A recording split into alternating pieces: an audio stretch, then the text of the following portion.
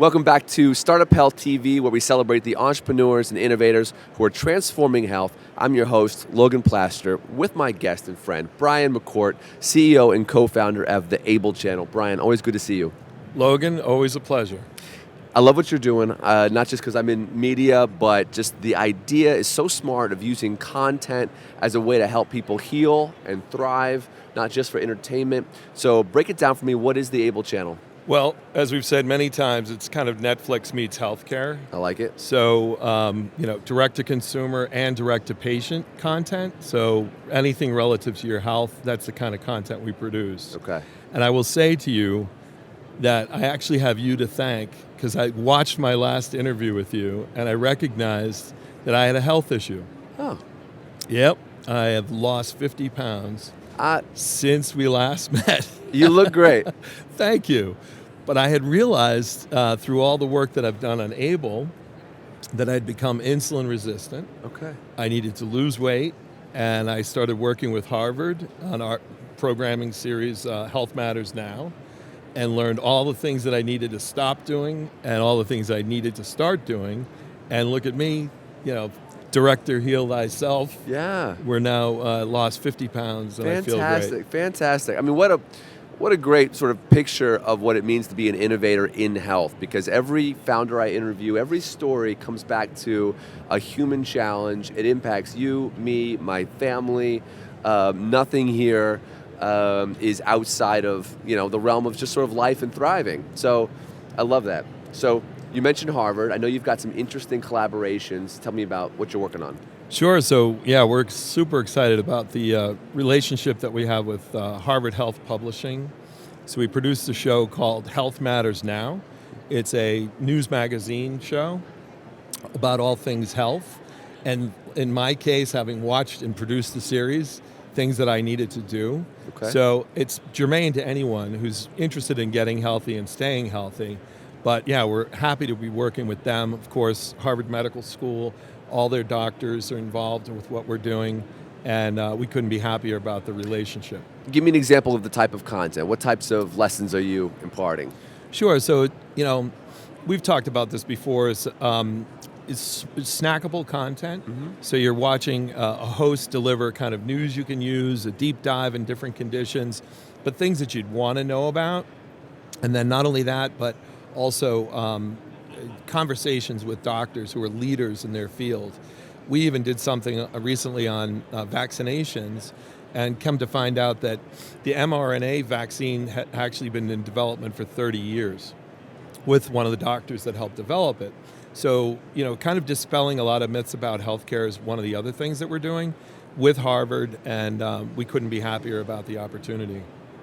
Just playing devil's advocate, why not just Google the question that you have, or go to Harvard's blog and read a blog post about it? Well, that's a good question. Unfortunately, people are reading less and less, watching more and more.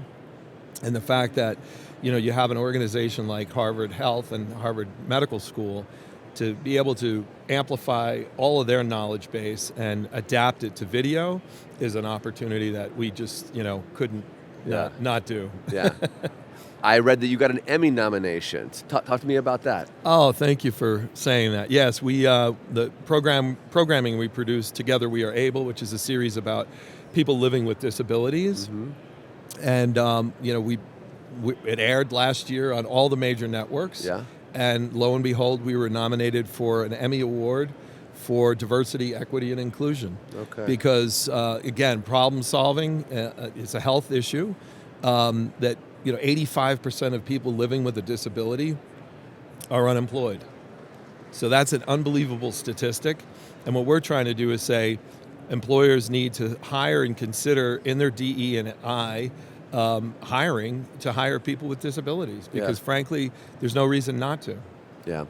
The Emmy sort of brings up a recurrent conversation you and I have around quality and just the fact that you can't just put out video content that's educational, that's dry, that is just people are going to turn it right off. How do you think about trying to instill sort of the best practices of entertainment into healthcare content?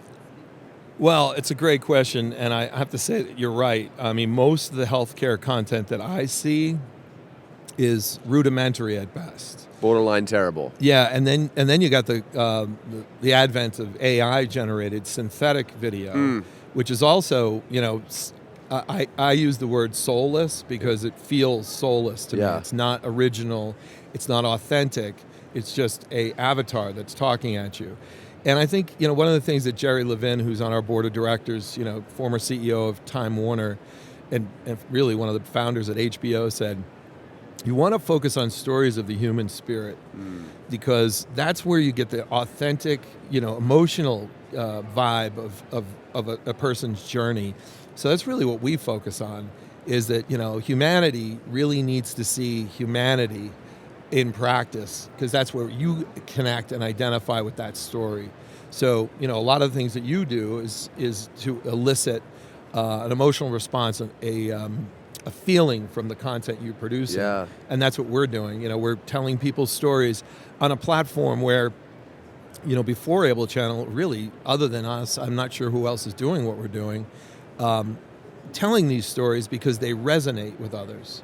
And people see themselves in other people's stories, and then they, act accordingly. So it does scale. Yeah. What other partnerships are you excited about, or what's coming next?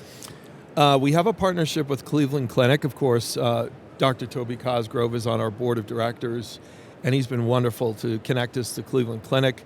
We produced a series called Good Health Minutes, which is ultra short form, snackable daily content to basically improve your life, your quality of life. And of course, working with Cleveland Clinic, one of the best hospitals in the world, if not the best, is an honor to us, but also talks to the level of credibility. We want to be able to empower and amplify the stories of doctors and patients, so that you can see we're part of this human family that's kind of suffering together, but also change behaviors, just like you helped me change my behavior. I have to say, it's interesting to hear you say that about being the soullessness of the AI content. We're at a conference where every single conversation seems to come back to AI and the excitement around AI. Yeah. People ask me, as a journalist, how I'm using ChatGPT and sort of, what's next. Are there areas, and so I appreciate hearing you say that sort of critique and sort of that caution. Are there areas of opportunity that you're seeing within AI and content generation? Yeah, huge opportunities. I'm not sure if they're good, though. Yeah. And that's really what I'm pointing to is, for example, I'll give you this as an example. I could shoot you, create an avatar of you, record your voice and your cadence and your delivery. Then I feed a script into the machine that effectively takes your avatar, replicates it in 55 different languages on the click of a button. Now, from a scale perspective, from a capitalistic point of view, you say, wow, that's amazing. There's huge economies of scale. There's, broad distribution of content without the cost. That's really interesting. Yeah. From our point of view, that's interesting as well. However, what does that mean for creatives? What does that mean for authenticity? Yeah. What are we watching? Am I watching something that's a real interview or a derivative interview? Yeah. Is somebody watching this show thinking, well, that guy can't be real because look, just look at him. But my point is it's scary because now you can replicate content in a way that is synthetic, and there's really no way to tell the difference between what's real and what's fake. Yeah. We've had this problem culturally for a while. Deepfakes, It's only going to get worse. Yeah, I try to make sure my interviews are just bad enough. I make enough mistakes so that it's really me and not an avatar of me. Well, all the machine needs to know is to learn it. It's true. And then they figure it out. In fact, that's what it does. All right. We've used the software to actually change the delivery of a particular interview that learned the pauses and the ums and the ahs of that person. Wow. And you couldn't tell the difference. You just could not tell the difference. It's fascinating. So, with every great advancement, there comes a lot of challenges. It's a rapidly moving industry. So, Brian, appreciate you coming by, giving me an update. It's exciting to see this work you're doing with Harvard. I'll be waiting to see the news about the Emmy nomination, so congrats on that again. Thank you. And thanks for taking the expertise you have in entertainment and in video, and then using it to help people really thrive and heal. Well, thank you for having me. And don't forget, one last thing I will say, we're now live on Roku, Amazon Fire, and Apple TV. Congrats. So on the direct-to-consumer side, people can get it, just by going onto their box. And search Able Channel? Search for the Able Channel, and you've got access to the channel. Awesome, awesome. Brian, thanks so much. Thank you. All right, be well. You too.